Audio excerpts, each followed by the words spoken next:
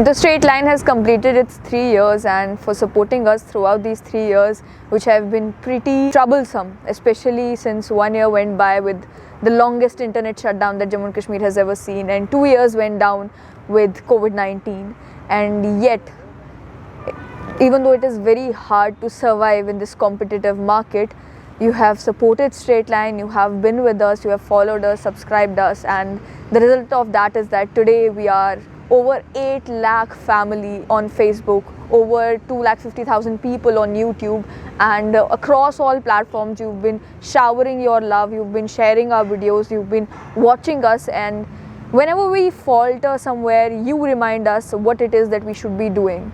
So for that we thank you, because for us, our viewer feedback, our reader feedback is what matters to us most.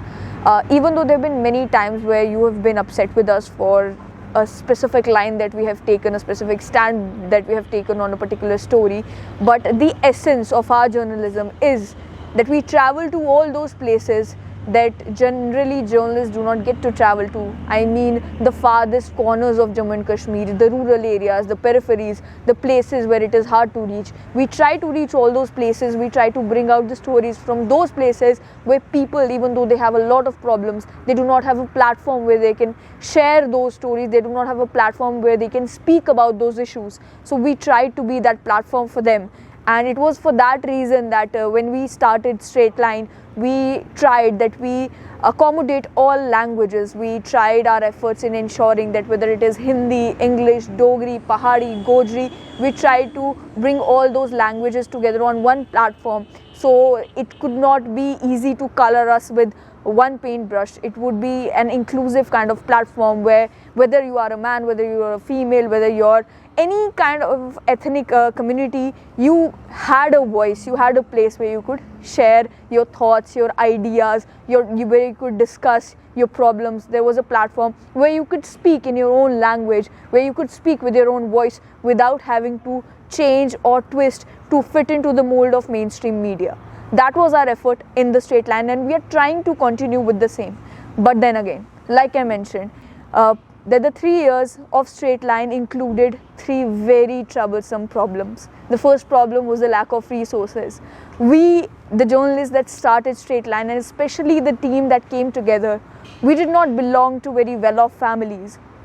All of us belonged to a very middle-class family, and it was a dream that made us come together and start Straight Line. It was not any financial compulsion. It was not any, financial backing of any corporate that said that, okay, launch a channel in Jammu and Kashmir. It was our dream that we wanted to create such a platform of independent journalism where every section of society was included, and we started that. But then again, there was a problem of lack of resources. There was a problem that we traveled together as a team, and it was not possible to reach all the places. That if we would go to Doda, people from Kishtwar would be like, why are you not here? If we would go to Kashmir and Srinagar, people from Pulwama would be like, why are you not here? So these are the problems that we did face, and sometimes some issues we could not raise up because we were just, so few people, so few resources, and it could not be possible to do. It was not possible to do everything at the same time. But despite all that, I see the amount of trust that you have placed in us as an institution. I see the amount of love that all the people who watch Straight Line shower on us.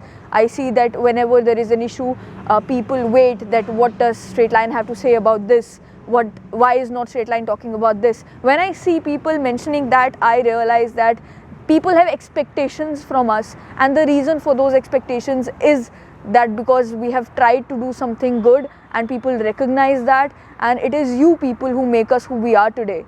And what we are today is simple, that we are trying to bring independent journalism into the mainstream. We are trying to bring the peripheral voices into the mainstream. We are trying to raise all the developmental issues that exist in Jammu and Kashmir. Jammu and Kashmir is much more than just conflict. Jammu and Kashmir is much more than what is highlighted in mainstream media, what is shown on TV debates, what is shown in newspaper headlines. Jammu and Kashmir is very diverse. Jammu and Kashmir has a vast population that has its unique voice that needs to be brought forth, and that is what we are trying to do.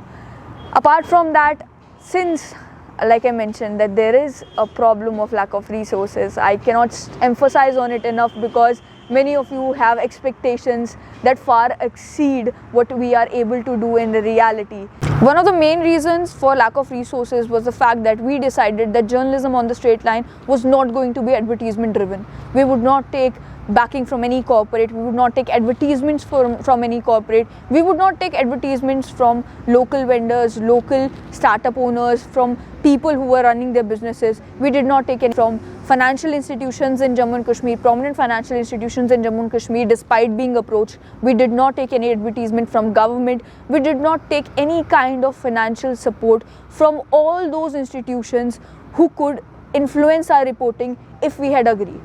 Even there was a bleak possibility that they would not have done it, but then again we decided that if we were to continue independent journalism, the journalism would not be advertisement driven, the journalism would not be influenced by any kind of institution, be it political, be it financial. That is the reason that when we ask that you support us, we ask you to support us because we are not asking for that support from anywhere else. We are asking that you support us on Facebook, that you make financial contributions to make sure that our platform survives and thrives, because we are not going to get that kind of support from any other institution that might influence our reporting or make us biased. So I see some people saying that if you do not have any free sources, why did you start a channel? It was a dream. It is still a dream, and we are working towards fulfilling that dream. And to support us in fulfilling that dream, what you can do is you can lend your hand in supporting us by a simple act of just following our Facebook, for subscribing our YouTube channel, following us on Instagram, Twitter. When you build that kind of community, it gives us inspiration, it gives us motivation, it keeps us going. And apart from that, again, there are many new options that have developed in these social media platforms through which you can support your favorite content creators.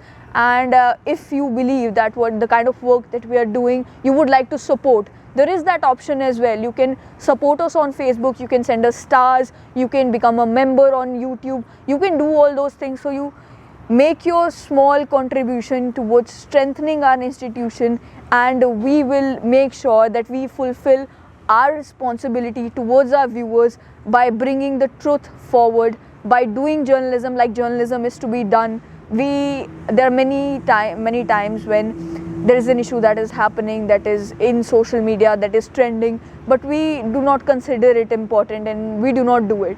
Like if there's a family fight going on, or if there is some kind of protest happening which we do not believe that it is something that needs to be highlighted, we sometimes skip through it.